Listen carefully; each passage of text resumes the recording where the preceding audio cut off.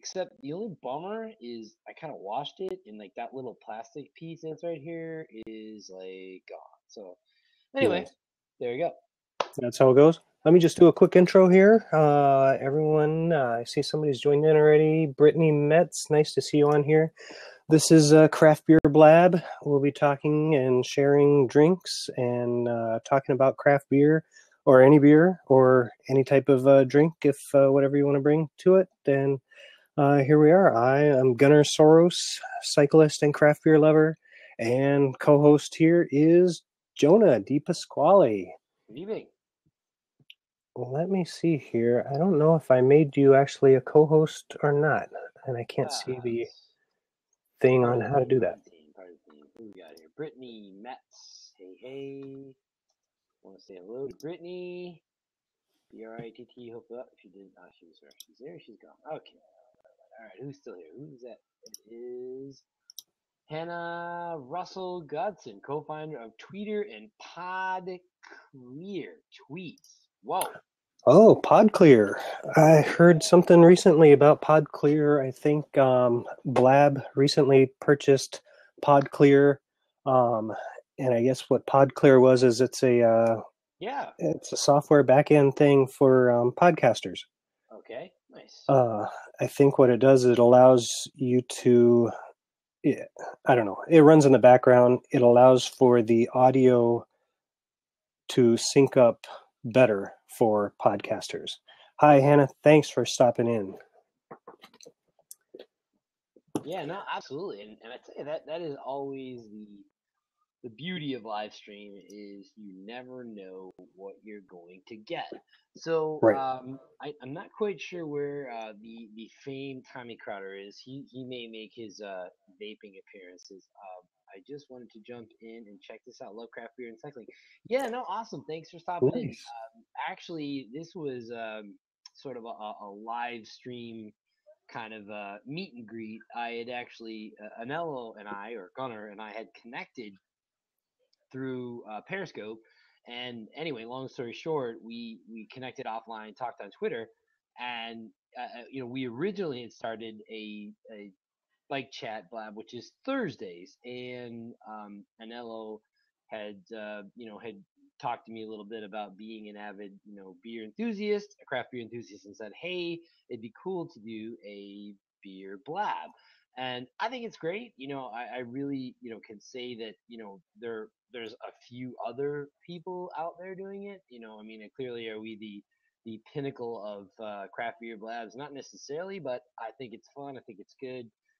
Certainly great to have people joining in. And as always, we welcome everybody about, any particular topic, but this obviously is craft beer related. And I guess just a quick, kind of recap.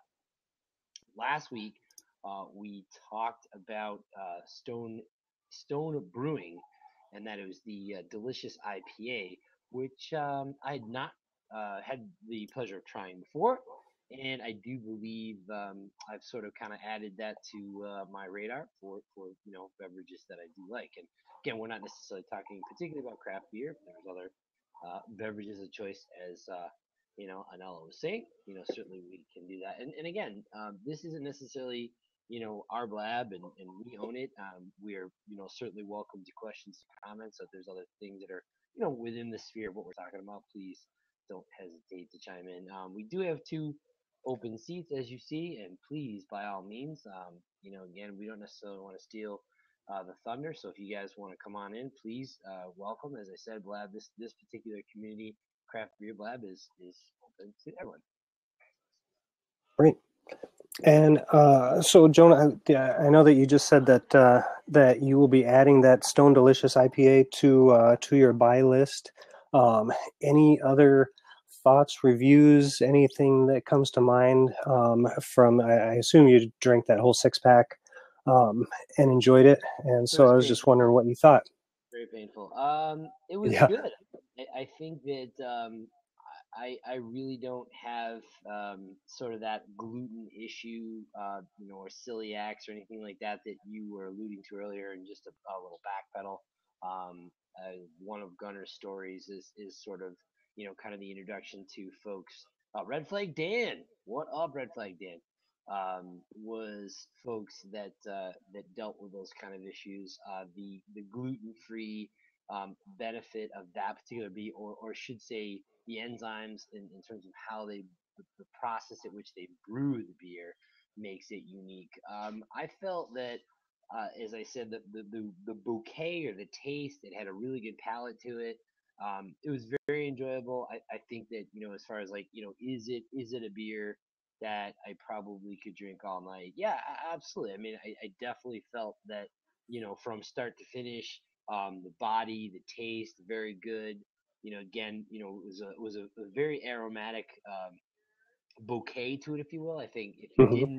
if no one told you that there were citrus undertones, you wouldn't know that. I think it was really kind of when you brought that up, and well, obviously I read the label, that I was able to notice that. And like I said, I think just to go on the record, I mean, I'm like you. I'm a cyclist. I get done riding, I want to have a beer, and it's always nice to drink something different. Ironically, I was joking with one of my friends and colleagues that had invited him to come out. Hey, thanks for the kudos, Hannah.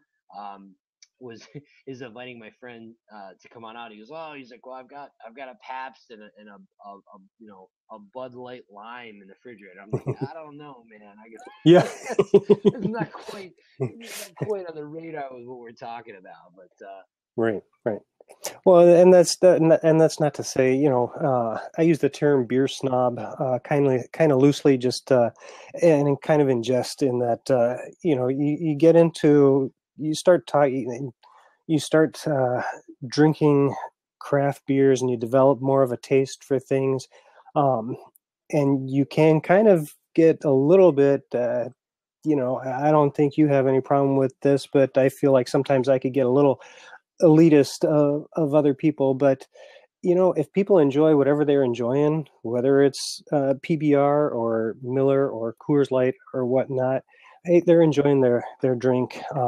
And who am I to say, hey, that's crap? Because you know what, maybe it's not my choice, but right, it's their choice. And funny thing is, occasionally I will try to bring and usually I fail because I'll bring something that is so hoppy or so bitter to somebody that hasn't had a craft beer, right, and it will probably do the opposite and actually turn them off to even trying anything. Because if um, I had somebody I know says, "Oh, that tastes like battery acid," and yeah, so yeah, they're not going to enjoy the experience of those beers until they try something softer. So, sure. um, That you know, that's it. that's just kind of how it is. Different people have different tastes, different palates. And so hopefully, even though I use that term beer snob in jest, hopefully we don't end up being so snobby that we're, looking down our noses on people. Uh, No, not at all, not at right. all.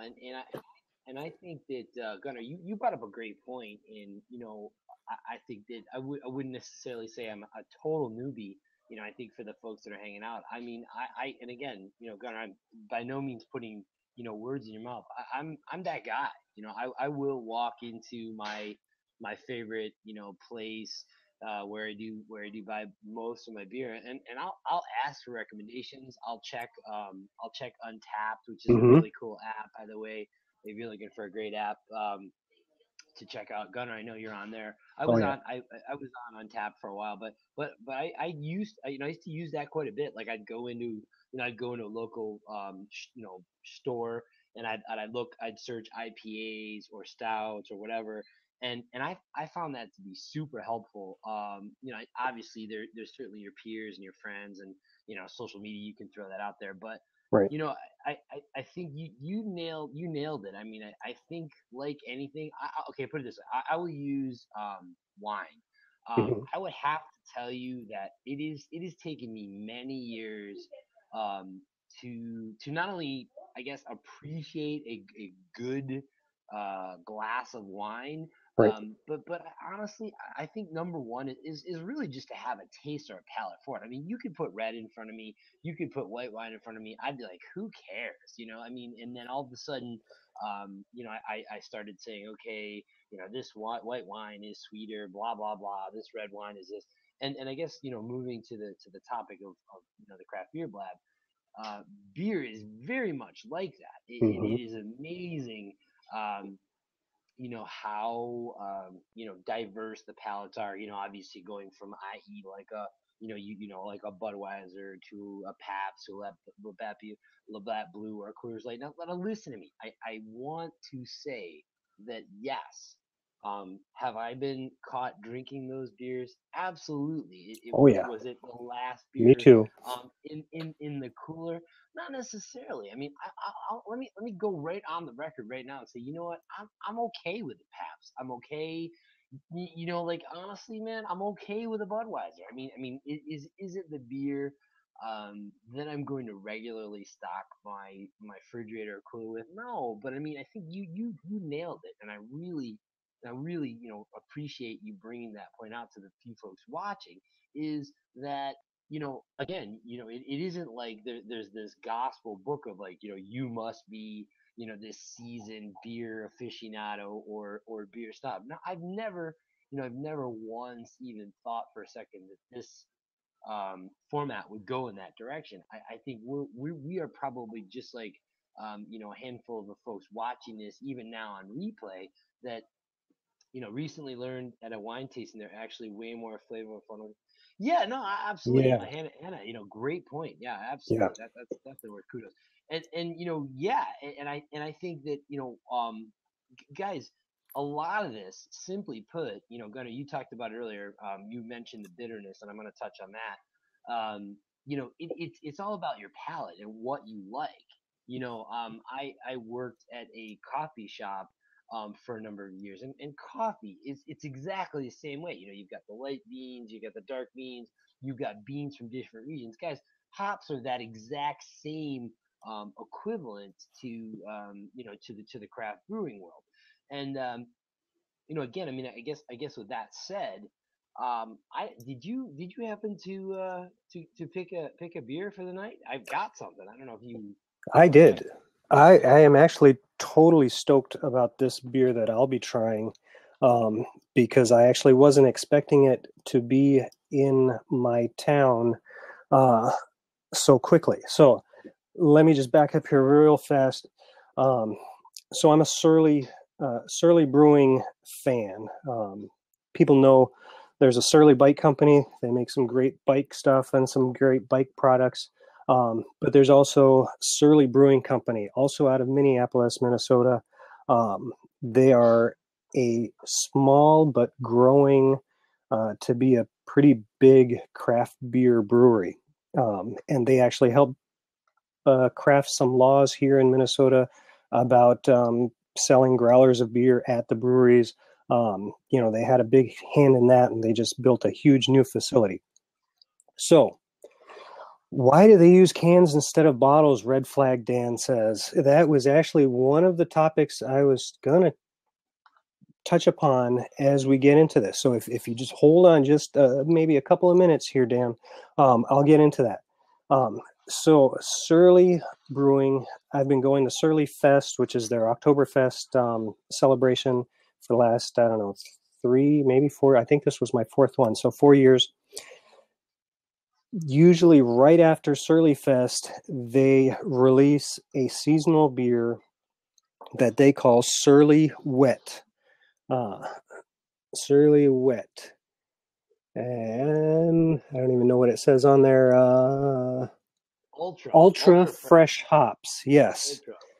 So the story behind this beer is that you want hops to be as fresh as possible for a fresh hopped beer. So what they do, they take one day, they pick all the hops that they need for this beer fresh off of the vine.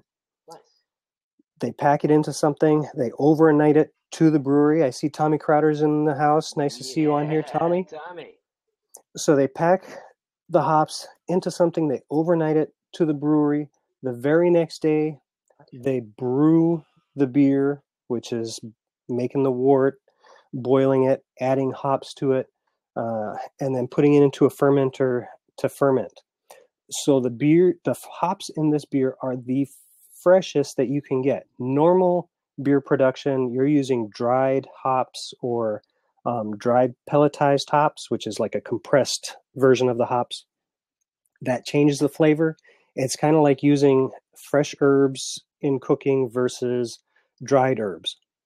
So this beer is a fresh hopped beer that on the bottom, I don't know if anyone can see that. It'll say canned on September 24th, 2015. So that's what, not even a week old. So it is super fresh. They released it to the public yesterday. Usually where I live, we don't get it till a week later, but I just happened to stop by, and Tommy Crowder just says, sorry, give a few minutes, just got home, and he's eating some dinner. Enjoy your dinner, Tommy. No rushes. Seriously. Yeah, take your time. Yeah, so the beer is super fresh. So having said that, Surly cans their beers. So this is in a can. A lot of people, when they start getting into craft beers, they think, you can't drink beer from a can anymore. Actuality, canned beers are probably better, and two reasons. It completely seals the beer in something. It is completely sealed off from the rest of the world. And then two, light cannot penetrate this can. So light is one of the killers of beer. So if you can can a beer, your beer will actually end up being better tasting. The only drawback is, and Surly puts it right on there, beer for a glass from a can. So they definitely recommend pouring your beer into a glass, which I will actually open and pour here, and we'll get some color and see how this goes. And they're cool because they use a pint can, so they're giving you a full 16 ounces in their can, as opposed to most 12-ounce bottles. So I don't think I'll be able to get the whole can in there. That's good, man. Nice. Yeah. Nice. So you get a nice 3 fingers of head. Super hoppy aroma. What's the you said hoppy? We were talking, folks, we were talking about IBU. Yes. Last time. Now folks, maybe elaborate on that a little bit, because it's sort of, I guess is right where you're going with that particular. Right. Well, so IBUs, it stands for International Bittering Units, and it's a form of measurement to measure how bitter the beer is. And I'm looking on their website to see if they have something as far as this year's. I don't think they tested it. I know in the past it hasn't been as bitter as they put out a yearly beer called Furious, which has a 100 IBU, which you would think is super bitter. I mean, it is bitter, but it's so well balanced that you don't necessarily notice it. But I think with this being such a fresh hopped beer, you're going to get less of the bitterness. Okay. Here's another little mini tip for everyone out there. So as you're brewing beer, your hop, what you do is you boil, it's called wort, before you ferment it. It's called wort. And so it's actually the liquid that it's malt and water and basically dry malt or malt extract and water. And you bring it to a boil. You add in your hops. Usually, so you boil it for, let's say, an hour. If you put the hops in very early in the boil, so let's say you put the hops in right at the start of the boil and you let it boil for an hour, you're going to get a very bitter beer. If you wait and add hops in later in the boil, you're going to get more aroma and flavor and maybe less bittering. So that's my little story on how to get bitterness and flavor, that balance in there. I see Red Flag Dan has a comment on Furious. Feel free to jump in anytime. Yeah, absolutely. Please, Dan. Absolutely. Come on in. We got 2 seats open. Like I said, we invite everyone here to Craft Beer Blab to look at that. Nice. Yeah. So now let me ask you what you're drinking tonight, Jonah. Well, interestingly enough, I noticed that I went to my favorite, nice Hoptium, And this particular brew right there, check that out. You can screenshot that. Nice. Hopnium actually is a product of Sierra Nevada. It caught my eye. I honestly was not even anticipating to give it a try. Interestingly enough, the uniqueness of this particular beer is they're toting a whole cone imperial, and this is a whole cone imperial IPA. Now, if you look at the picture on the box, you see this sort of like this is actually a hop right And here. I think this works. Hey Dan, Hi, Dan. How you doing? Good. what's going on, man? We got audio. We don't have no video. That's okay though. Yeah, I was afraid of that. No problem. Well, hey, we can hear you, so that's all good. So I was just talking about this particular choice that I picked out. This is from Sierra Nevada. This is Hoptium, and now Hoptium, the unique process in which this particular beer is brewed is they actually use the actual entire cone of the hop. And now, what to Gunner's point earlier, how much of the again the hop that they use, think about it as like anything. It's like how much salt or pepper you put on your breakfast, or oregano or basil or dill. At any rate, this the I let me was it the IBU we were just talking about? I mean, goodness gracious, Yes. that is it is 100. Yes. Nice. So it's definitely got it's got a kick to it. I guess if you can see from the bottle, again it has a good flavor to it. Let's get this open here, and let's see here. Whoa, there we go. Whoa. Nice. And again, hey guys, what I want to point out is gonna hold up yours compared to mine. Is if you look at you see the difference. You see how much more mine's got a little bit more redder to it in Mm-hmm. comparison to Gunner's beer, and I think that's obviously got a lot to do with the initial, again the addition of that whole cone hop. But at any rate, getting to the point of the overall flavor, as I said, I think I want to point out my palate. That's really important. I like spicy foods. I like red wines. For example, habanero cheeses. Crushed black pepper. So I do like a little bit more zesty flavor. So for those people kind of listening and saying, I don't know, would I like that beer? Well, that's probably a good indicator that you would. Now, if your palate's a little bit more, I don't want to say subdued or mellow, or you don't really like bitey, sharp, spicy things, this is probably not going to be a good beer for you. I think, Gunnar, you brought up a good point, that like that bitter taste. Well, that's exactly, what you're going to taste. Like, for example, some people bite into a lemon and they make the lemon taste. Some people bite into a lemon, they're like, oh, great, that's sour. So I think that's really that line that really helps you to define whether or not you like IPAs, and the history of IPAs. When I kind of first started, was like, hey man, I like this kind of beer. It tastes good. I could regularly drink this. It's my go-to beer. Originally, I think the story they were talking about was when the beer was when the beer was brewed or processed. They knew that they were going to be putting it in casks on ships. That for many days on end, that the beer would actually not be cool. So the theory is that an IPA, actually, again, Gunnar, help me out here. It actually tastes a little bit better when it's warmer.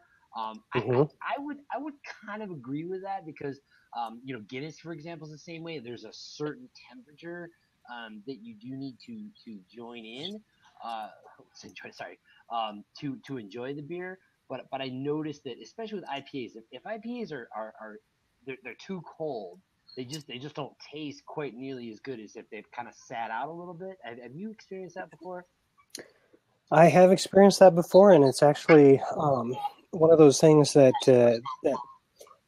So earlier we were talking about big brews like Budweiser and Miller and all them.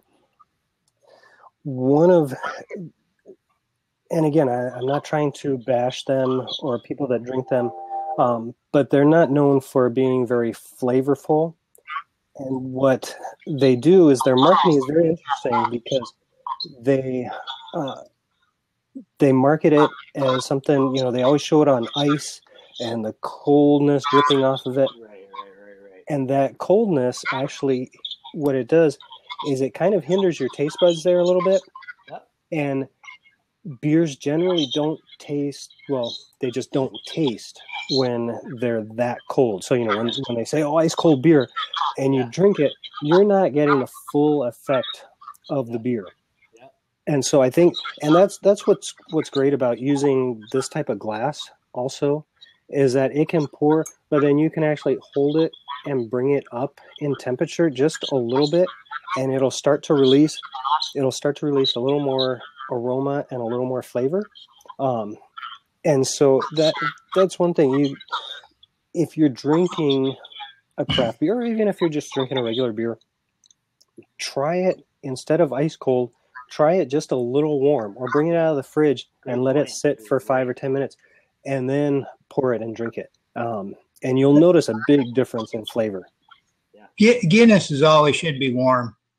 Yes. Yeah, Dan, great point. Absolutely, it's exactly the point we were making earlier. Is how many of us have been served an ice cold Guinness, and it's brutal. I mean, you can't. I mean, you really don't enjoy it. And it's funny. I've been to places that aren't necessarily like official pubs, and I've actually same conversation, like having consumed Guinness a couple times.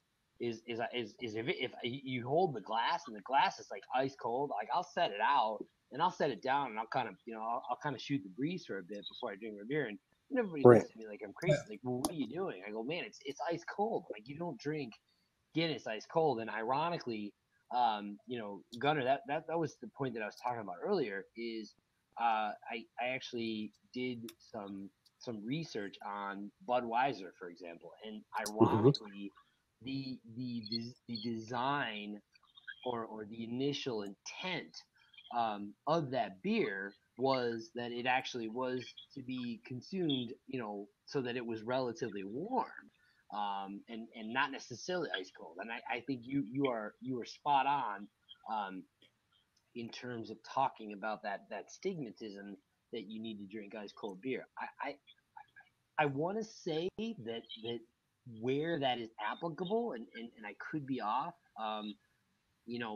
Corona, those kinds of beers where they're like the much okay, back up, the much lighter pilsners and lagers. I think they're much more crisp to the palate. I think those work for me. And now I don't know about you. I mean, I'm okay with slamming an ice cold Corona with a lime in it. I mean, who doesn't? But I mean, and again, it's probably not that bad when it's warm either.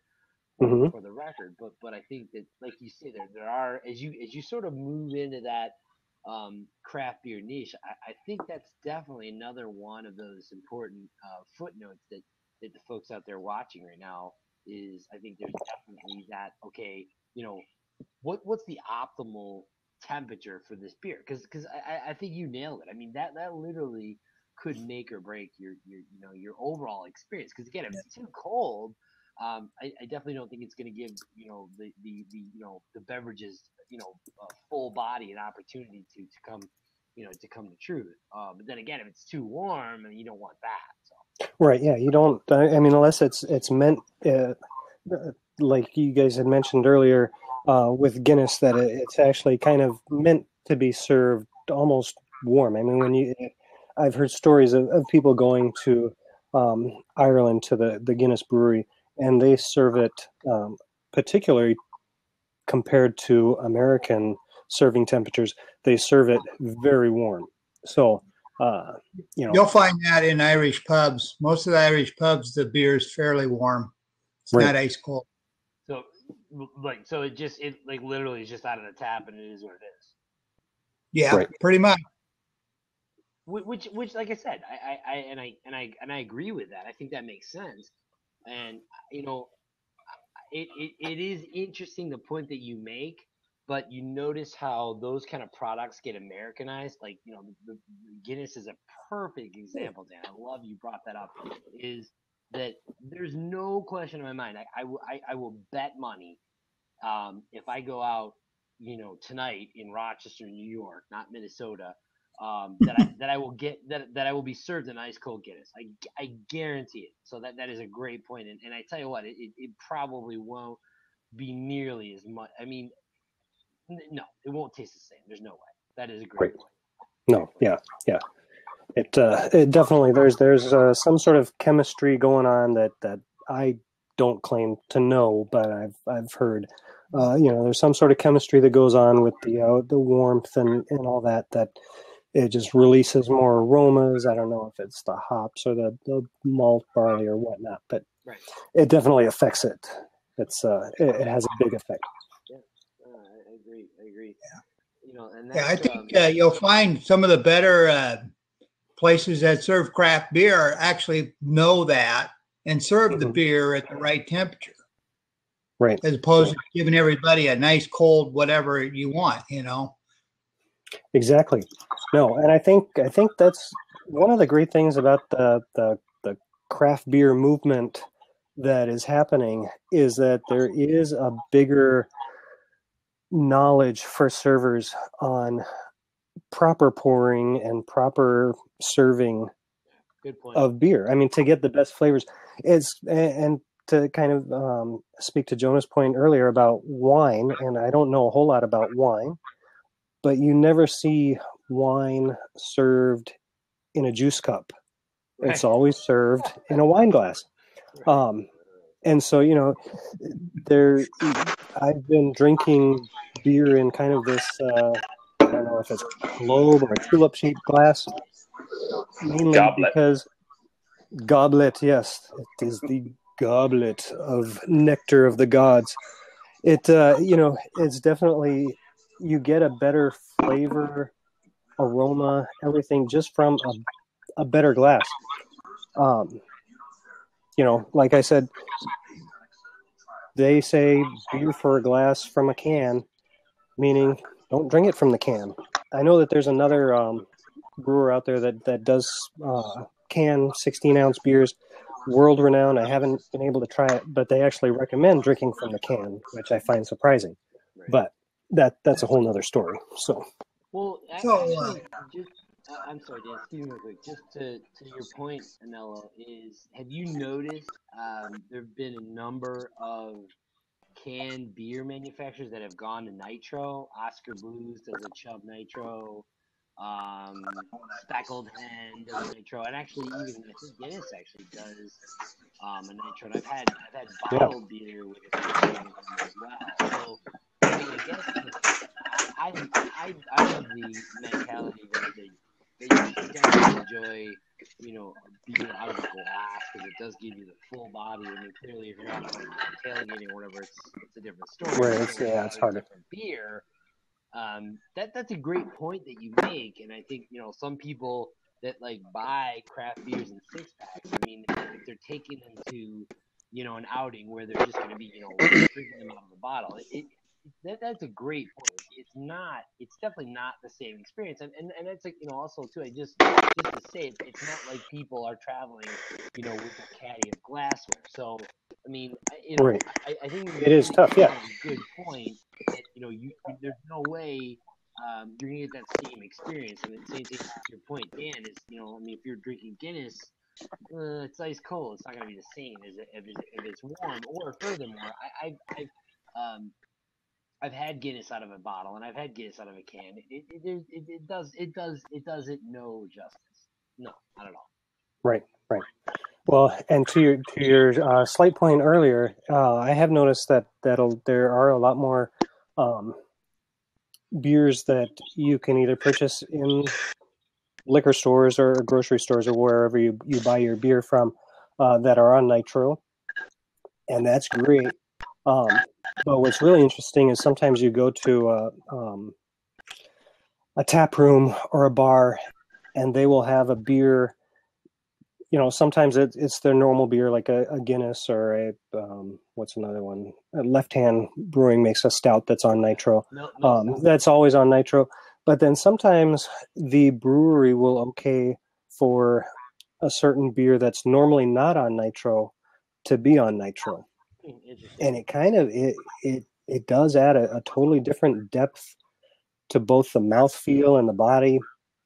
It's kind of amazing because I think I had a couple of IPAs that, normally it's carbonated and then it's on nitro. And even though it's the same recipe, same, everything is the same except for the way that it's carbonated. Instead of CO2, it's nitro, and it adds a whole different dimension to it.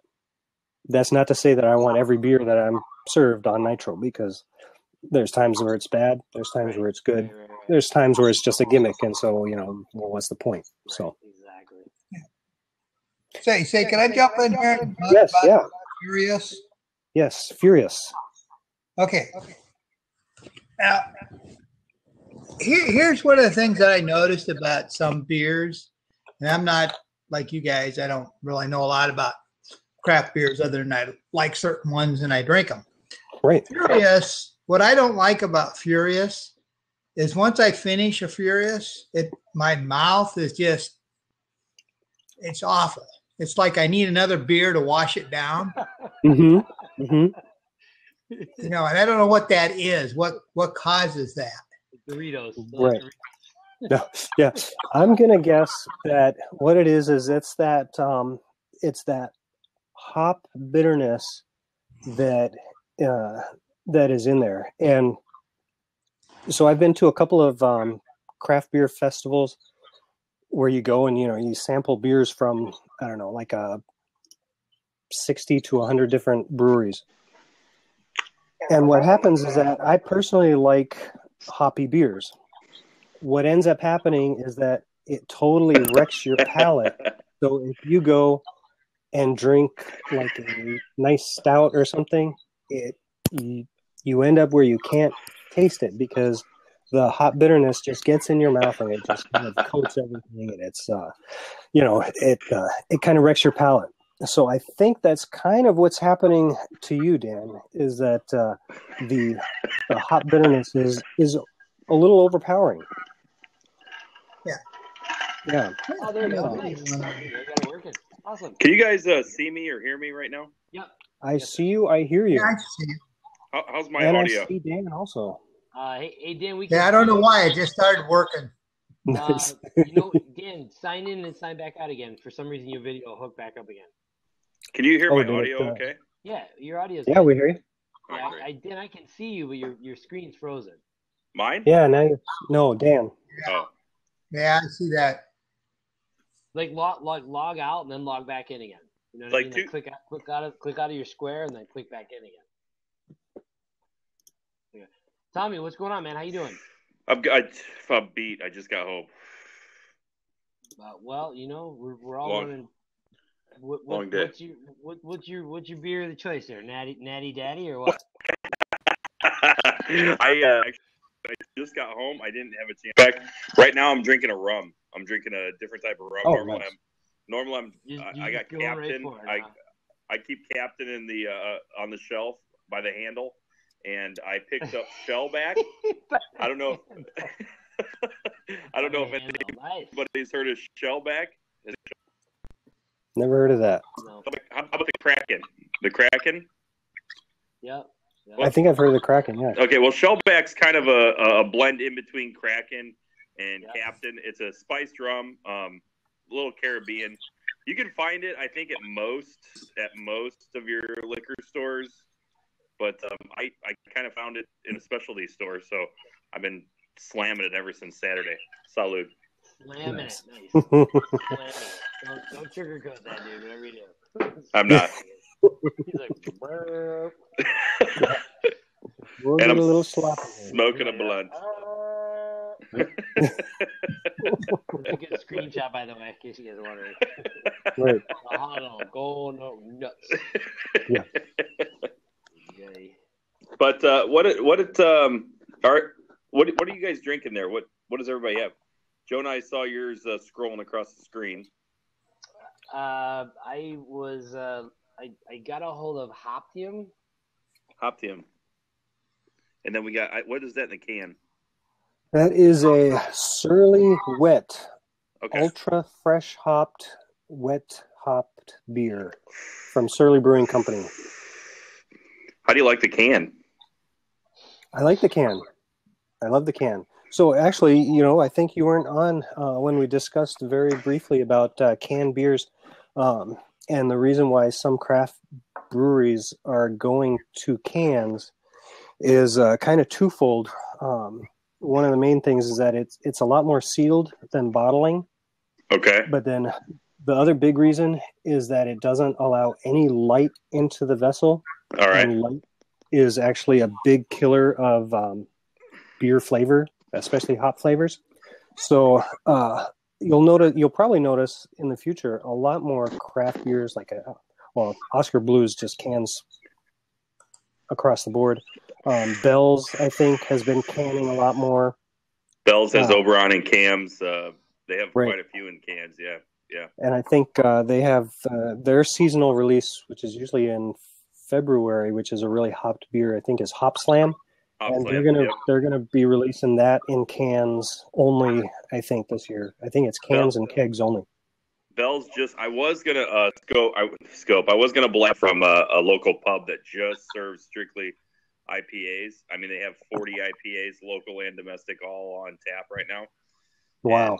And I know because I just got a tweet from these guys. They just came out. Bell's just came out with their fall beer. It's I believe it's a. Shoot, it's on the tongue ring. I'd have to go back and check my tweets. Go through Twitter because I reposted it on my Twitter. I think it's like I think it's a pumpkin something, and I'm not into like the pumpkin type beers or the Christmas beers really. Right. Yeah. I feel you, Jonah's Jonah. right there. Totally. Yeah. Right. But this one actually is pretty decent. It's not too pumpkin-y, and I could have right. There you go, Tommy. He's like, gone. Yeah. No. Well, and to the point though, there's some there. I don't know if I've had very many pumpkin beers that I've liked. I think there's only been one. My only real issue is that because they're using, so like everything else out there that is pumpkin for fall, it's just the pumpkin spice that they're using, and you can actually use the actual pumpkin to brew beer with. And so I'd like to taste some of those, but there's not very many of those out there. So here's a question: how's the carbonation in that can? It was actually it kind of fell off a bit. It had a big head when it started, about 3 fingers when I poured it, and it kind of dissipated, although there's a little bit of lacing still left. Right. And I don't think that that's an issue with the can. I think it's more an issue of that the beer is so fresh that they force carbonate it with CO2, and so it's so fresh that the carbonation hasn't had a chance to kind of really build. Right. So how do you feel about the CO2? The CO2. Well, I mean, it's still got bubbles coming up. So I mean, the carbonation itself is holding up. Just the head kind of dissipated. So it's actually got a good mouthfeel, and the carbonation is good on it. It's awesome. Jonah, I don't know if it's on your my end, but both Jonah and Tommy, you guys are just audio only right now. Yeah, I got the same thing. Oh, boy. Nope. Jonah's gone. Let me try to. Jonah. Let me pop out here real quick and pop back in. Yeah, Oh, I don't know. there's Jonah. My camera doesn't work. That's it. Windows 10, I'll tell you. That's another story. Yeah, that is another story. Yep, that's better. I can all I of a can sudden it see got you. like You're really moving. wonky, and then like it went to like audio. Yeah, no, it's funny, Dan. We've had I've had a number of my friends that have like updated and they're just like freaking hating life. They're like, oh, you should update. And I'm like, like 6 hours to upgrade my PC. I was like, burp. Yeah. I think there's It's been an uphill battle. just a lot of people on Blab right now. I don't know if you guys went through I kind of had to find you guys because every time I tried picking up the Twitter link, it takes me to download the app, and I already have the app downloaded, so I don't know if that's a ISO thing or what. And I just did ISO the second. I don't know if everybody's rolling with Apple, but I just did the second update today, and my shit's even more effed than what it was. Is it? Oh man, that stinks. I don't know. I think I updated mine the other day also, but I haven't had issues. But I haven't been on Blab on my phone, so yeah, the UX on the phone is dog shit. It doesn't work. I like a couple times I like tried to like chime into some blabs on my phone. It was I have Android. Just put that out there, but it's brutal. I mean, they're like, oh, sorry, not available for Android. It's like, oh. Yeah. Right. I have Apple. I have Android too, so that's what you get for going with another. Dan, where are you at, buddy? Operating geographically. Rochester, Minnesota. Oh yeah. Rochester, Minnesota. Tommy, on my end, you're on audio again. I don't know. Mm-hmm. Really? What the? Catch that, Tommy? Not sure. Did you guys hear me say what the fuck? You're on audio. Yeah. Exactly.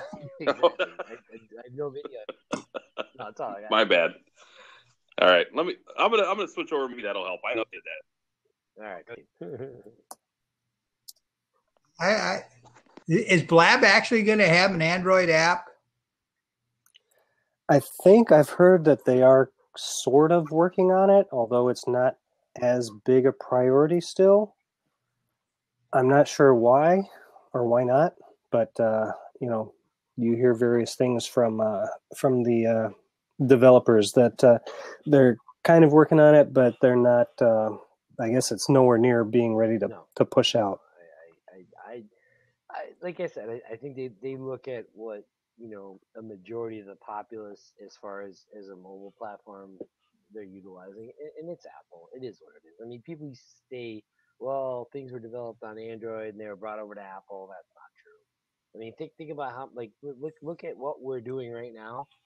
Half of these live streams, like Meerkat was launched off of an Apple platform. I mean, it was like eventually it became available for Android, like after Periscope did that, and I mean whatever, it is what it is. Right. I mean, I just there's things that I know, being an Android user, that I can't download on my phone, and whatever, it is what it is. Right. Well, and I started off on Android, and actually that was quite a long time ago. And I switched to Apple mostly because at that time the phones just weren't up to par, and so I stick with Apple now. It's just one of those things. But I don't know. So the other thing I've heard about with Blab, what else? It seems like it's the majority of people that come into Blab and put on shows, I mean, obviously besides ourselves, come from podcasting, which, I mean, I don't know, that's neither here nor there, but I just thought that was interesting that it seems like it's more the podcasters that are adopting Blab as a platform to use. I don't know. I just thought there would be more actual video people that would be jumping on it. Well, I think you bring up a good point. Either you have it or you don't, in regards to being in front of a camera. I think that the one thing about this medium that a lot of people that you were just talking about may potentially stray away from is you can't edit it. It is what it is. My hat's cockeyed, or the awning in the whatever. I mean, the battery on my laptop was dying, so I had to change rooms. I mean, honestly, I think that's what attracts me to live stream. It's raw, it's real, it's now. And one of the things they were talking about is that you're gonna see less and less people watching like what we perceive as television and live streaming. I mean, Oh yeah. it's amazing to me how many people that right now I'm just trying to explain the basics of live streaming. I go, well, it takes my phone and it turns it into a live TV station, and kind of zoning back into Craft Beer Blab. It's like, this is awesome because to me, I don't give a shit how many hearts I have. I don't care about growing my followers. I don't care about the fucking Olo clip. Excuse my language. I don't care about, I mean, oh, you want a secret tip? Okay, give me like 10,000 more props. It's like, fuck, I don't care. It's like, suck my Right. ass. I have no time Yeah. for that shit. Yeah. And it's like, I mean, you know, not for nothing. It's like, maybe this is a little bit of a Craft Beer Blab rant, but it's like, I am just going to say, this is me. This is who I am. It is what it is. You're not going to get any, like, facade. But my point is that I think that getting back to the point of social media in general, this is there he is.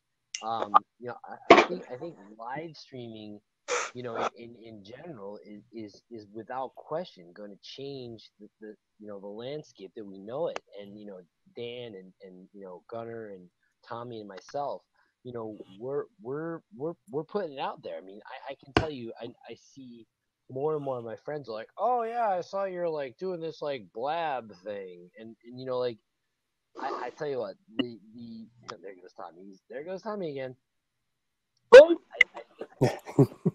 You're still on audio, dude. What the fuck? You need you need a booster, Yeah. bro. You know what? Fuck it. I got two phones. I'm gonna go grab my Android phone. If it doesn't work on my Android phone, I love you guys. What the shit? Oh man. Makes me so angry. I don't know. There we go. All right. Yeah, technology, Yeah. Well, their claim to fame is that they're still in beta. So I mean,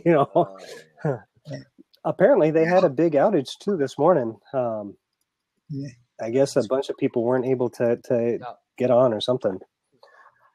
But I don't know. It's interesting how different things work. You can't broadcast on a PC on Periscope, but you can broadcast Blab on a PC, and just different things work different ways on different platforms. Right. Yeah. Hi, Jennifer Rogers. I see Jennifer Rogers joined in. I don't know if she came in. Yeah, I mean, and I think that earlier today, actually, I jumped on a Blab, and they were talking about Blab and Periscope and business today and how businesses are going to embrace that. And the interesting thing that one of the the hosts was talking about is they said that it would probably not necessarily be a medium that would like completely overtake a business's marketing plan. There he is. Oh, hey. So, but what I was saying earlier is as far as Blab in general, I think it's doing exactly this, to be able to test the waters and integrate and collaborate and see what works. Because if you don't understand this platform and this medium, how that box is associated with that box is associated with that box, and everybody's kind of collaborating. I think it's tough for a business to see that and go, well, we can. I hate to say we can make money doing this, but I really believe that with the tools, with the tools that we have, to be able to create, evergreen material and to have a history of, okay, well, I've done, 5 blabs about beer and, bike chat or whatever, it's really easy for me, to go back and show other vendors or manufacturers, hey, look, I've done, 4 or 5 live streams about biking, or, hey, here's something else that like that, church key beer, right? For example, did you see that? Yes. They Right. started following me on Twitter. I was like, hey man, I'm like, you guys would be an awesome, interview for our show. And Right. that it Right. Right. isn't until they actually get a chance to see it and they understand it. They're like, oh, okay, well that's what they're talking about. So it's a very Right. interesting Right. dynamic. Well, and I think that's been the toughest thing for me, is to somehow convince not just people to interact, but just for people to tune in. And I think you had mentioned this earlier, that you mentioned to people, or you tweet, or you email them and whatever, and you say, hey, I'm doing this this live streaming show on Blab. I think you'd really like it. Check it out. And for some reason, they still, and I've tried doing screenshots, and I've tried doing, tried explaining it to them. And I think right now it's still, people don't necessarily get what it is. And I don't know how, I don't know how to, but then I think once people kind of get it, because I mean, it took me to log on and look at it and see, okay, well, this is what's going on, to be able to say, oh yeah, this is cool. I can connect with someone halfway across the country or halfway across the world, and we can talk about similar things and discuss whatever it is our passions are, whether it's cycling. I mean, I think it would be a great medium, like you said, Jonah, for a lot of cycling companies. I think you did a great job with bringing the Roof Rack Ranger people on board to kind of talk about their product. That was a good Craft brewers. Yeah, I caught that on the replay. That was really good. Craft breweries, tap houses, I don't know, anybody, just to be able to talk about what they're doing and what they're passionate about, at least in an interview type setting, and to be able to then interact with people on the side and chat. Other people can pop in. I don't know. I think it's so cutting edge that it's hard for people to grasp right now. Dan, what's your take on that? To me, it's like, it's a forum for exchange of information. That's how I see it. It's just, a good way for people to exchange information amongst each other. Right. I totally agree. And, I think, and I think you had said this earlier too, Jonah, was it seems like 3/4 of the people on Blab, half the time when I do log in, though, the drawback is that there are these marketing experts that are saying, okay, well, you can increase your followers, or you can increase the amount of props, or here's how to get people to follow you on Periscope or whatnot. And some of that information is interesting, because obviously I want to know, well, how do I get someone to tune in?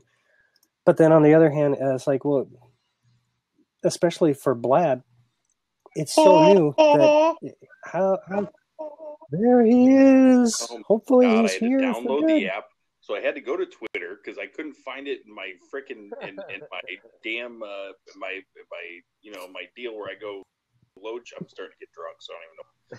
But yeah, I couldn't find it when I went to go download it on my tablet. Oh my God! Here we go. We're here. We're back. Let's do this. I love social media. I hate Facebook. Yeah. I love social media. Oh, me too. Yeah, I gave up on Facebook. I don't know. That's just middle school stuff going on Facebook. So that's funny. So yes, Blab. There's. Go ahead, Big D. So this weekend, Gunner, I had a wonderful opportunity to try and sample a number of ciders from upstate New York. Now, I gotta tell you, man, I'm like, me and hard cider, it's like me wearing a freaking tutu and ballet kit. Like, dude, that ain't gonna fly. But, well, You don't I like have them? a ballet kit, but that's beside the point. Okay. I'm very old school. I understand the whole, like, moonshine, whiskey, hard cider mentality, but like, I mean, I have to say to you, and this might be, dude, Crowder, are you taking a piss? Great. You're all good, Big D. Keep Yeah. going. Yeah, I'm making another drink in the freaking bathroom. Are you sure you're not taking a tinky? Oh my goodness, we gotta just censor that lower block. Anyway, so you never know, live stream, right? So Nice. so the point that I'm making is, get it, shelled back, spiced rum, booyah. Yeah, no wonder like Crowder's slurring his words. Like, Yeah. I can't figure out this phone and tablet. Does this work? Like mandatory freaking headbutt. What I get for pouring half and halves. Yeah. Right, exactly. So, but anyway, so I cider. I gave these ciders the benefit of the doubt, and I did try them, and Okay. I'm like you, I'm like, all right, man, I'll have an open mind. You know what, I have to erase what I like perceive hard cider being, and I honestly, I have to say, from a marketing perspective, if you've noticed, like, there's like 1911, and there's this, and there's like Angry Orchard, and blah blah blah. Dude, not for nothing, when I was in high school, the only freaking hard cider you could get was like freaking woodchuck cider. You know what I mean? That was it. Like, I mean, that was the only. And people are like, oh my god, that stuff's disgusting. And you remember back in the day, if you had a woodchuck cider, you're like, barf. So, like, my perception of that shit's like, dude, I can't have it. But anyway, my point is that we did order a flight, and I was like, all right, a couple of them were like disgusting, and like, like the majority of them were like, okay, I could try this again. But I guess my point to the group is, what do you guys think about ciders? I mean, have you tried them? Is it happening in your region or what?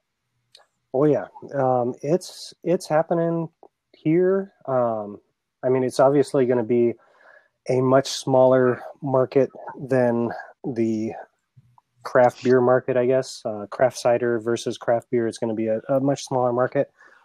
There is a cider, I guess they call them cider house, as opposed to like a tap room or a brewery.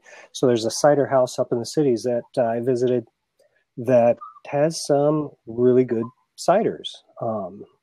And I guess it all depends on what you're looking for as far as flavor in cider. They do a couple of ciders that are similar to beer in that they hop the cider. So they brew the cider, and then they add a hop flavoring to it, kind of like a beer.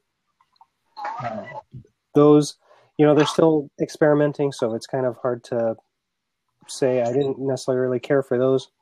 And I personally have brewed a couple of hard ciders myself.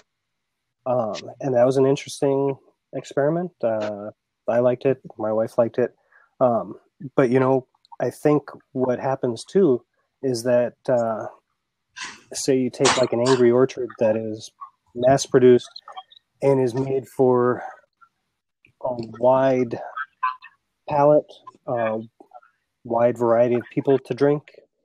And so it tends to be a little sweeter, or a lot sweeter, than a lot of traditional craft ciders, which I kind of like better. So it's kind of like wine, where you have something that's dry and not so sweet versus something that's really sweet and almost like candy. So I don't know. I'll let other people talk. I don't know if Tommy's into ciders or not. I used to like Hornsby's. I mean, yeah. That's as far as I go with the ciders. Right. I've never really been a big fan of the ciders. I've always been pretty much on like the pale ales and IPAs. Well, and it's weird. I agree with you, man. I just I can tell you, I give the ciders a try time and time again, and I don't know, Gunnar, if you agree. It's like, it just, again, having such a distinct palate from let's what we were talking about with IPAs. I mean, it's just right. two it's two Oh, yeah. completely different planets. Totally Yeah. different. But my point to you is that again, I mean, again, they're apples. It is what it is. I mean, you're talking about hops versus apples. It's not. They're not even in the same stratosphere of flavor. I mean, understandably so. There's certain criterions that do apply, to that particular cider product. But again, I mean, if we were to go out on the town and have a couple cocktails or drinks, I guess what? I mean, cider is the last thing that I'm drinking. Believe me. I mean, Right. maybe on the weekend, cutting the grass, whatever. Right. One quick boom for dinner. Dude, I'm sorry, I can't drink more than one. And I mean, I don't know why that is. I get the flavor, I get the taste, and my body's like, I'm good. I'm done. Right. Kind of like Jim Beam. I'm good. One shot, I'm done. Mhm. Personally, I can drink a bottle of Jim. I love Yeah. Jim Beam. I think cider is too sweet. And I think that it's just too sweet or something. I one bottle like you, I just can't drink any more than that. Yeah, Right. I agree. Totally agree with that. Totally agree with that, Dan. Totally Yeah. agree with that. I'm a beer and whiskey man myself. Right. There you go. Nice. See, Gunnar, Beer I told and you, whiskey. we need to do Whiskey Tuesday. Yeah. I like. Look at Tom. He's ready. He's all Yeah. right. He's got his Dre's Beats earphones on. Wiki, wiki, wiki, wiki. It's my version of this. Nice. If you start beatboxing, I'll be good. Yeah, I'm definitely not mailing. I cannot beatbox. I'm way too white for that. Yeah. That's awesome. He killed it though last night on Jason Stokely. Yeah. Dude, do me a favor. Every time if you tune in to Jason Stolken Blastercast, do me a favor and like just type the message you want to say I break for Jason Stolken. Dude, he freaking cracks up every time when I get a little notification says Jason Stolken Blastercast, I chime in and I say I break for Jason Stolken. Dude, he always cracks up. I usually shrimp him once I get in. Nice, good, nice shrimping skill. There you go. That gives him a laugh. They need to come out with like a teabag emoji.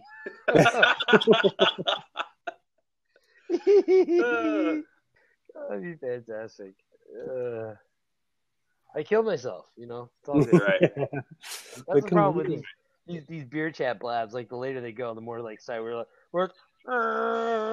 more we take on like Star Wars characters. Right. Yeah.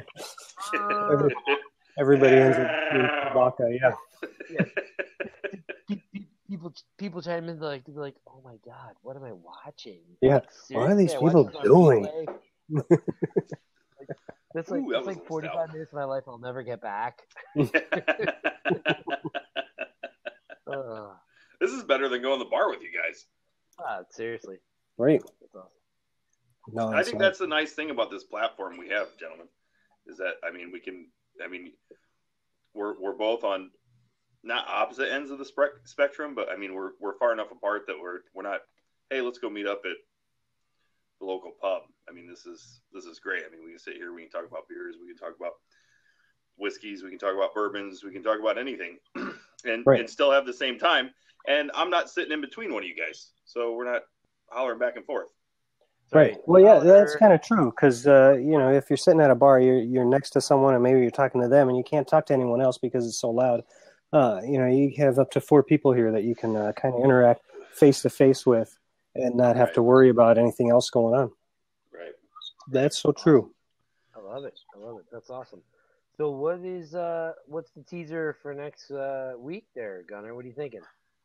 I don't know. I kind of liked this kind of playing it by ear and seeing what people drink and what people show up with, and we can talk about that again and kind of give a review. So I just finished off, though, my Surly Wet, and I got to say that was pretty darn tasty. I don't know how.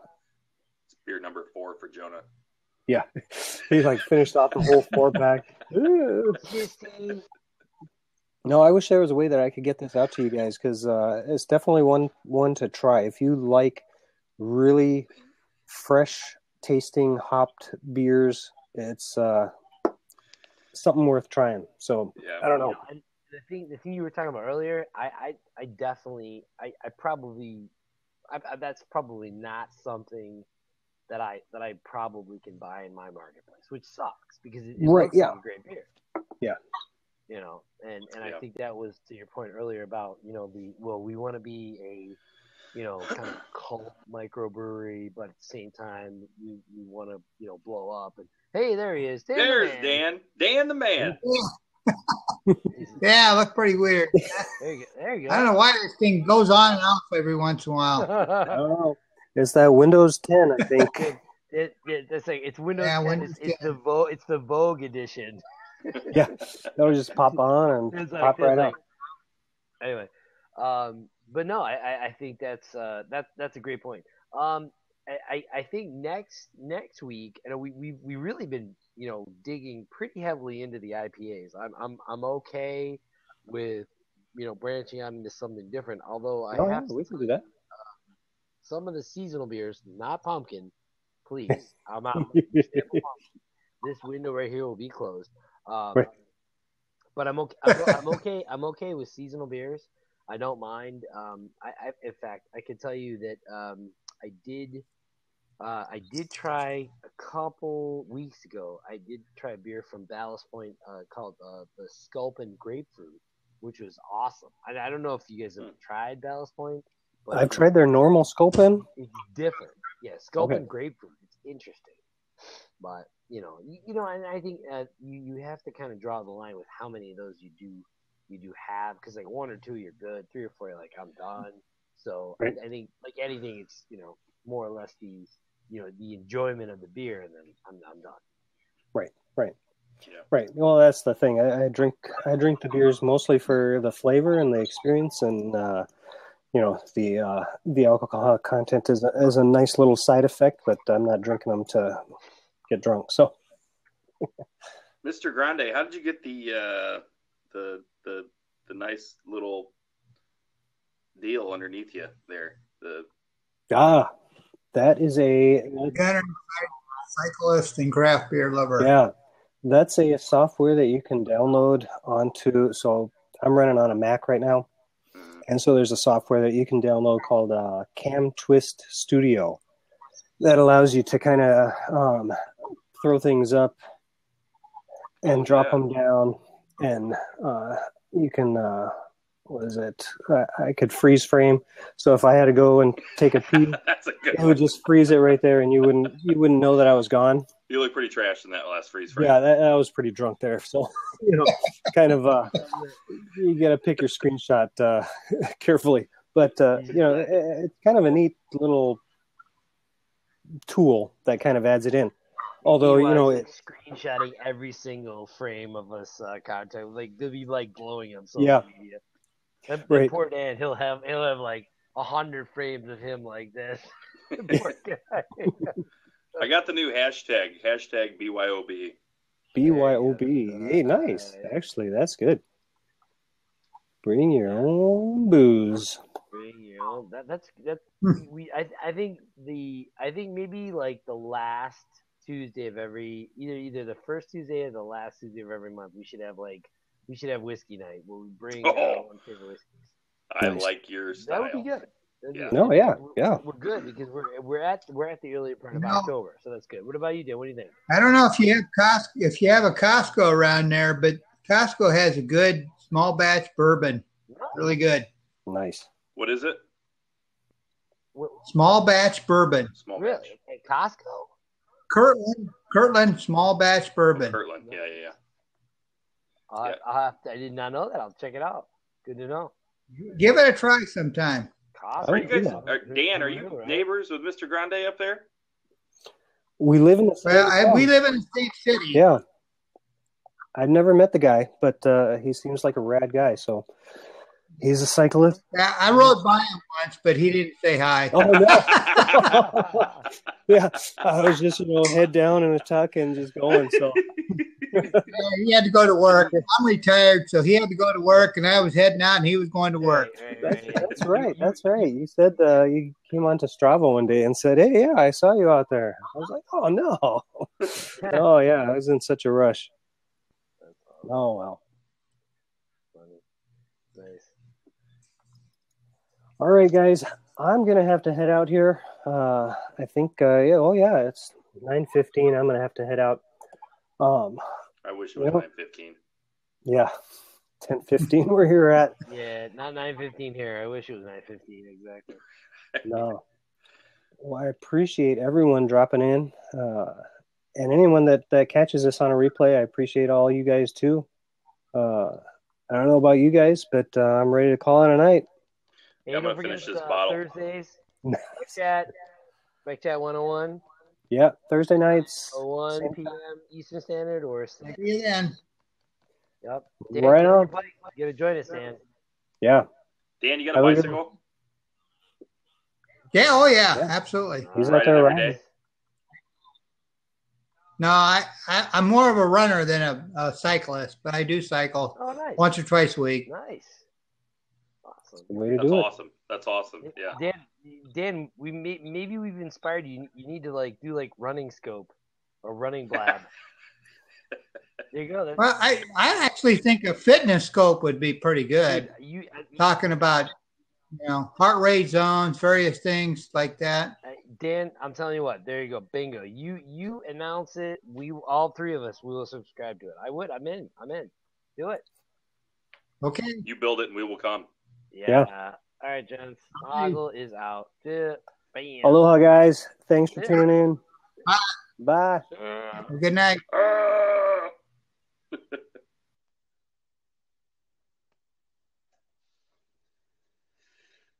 Why is it not tuning out?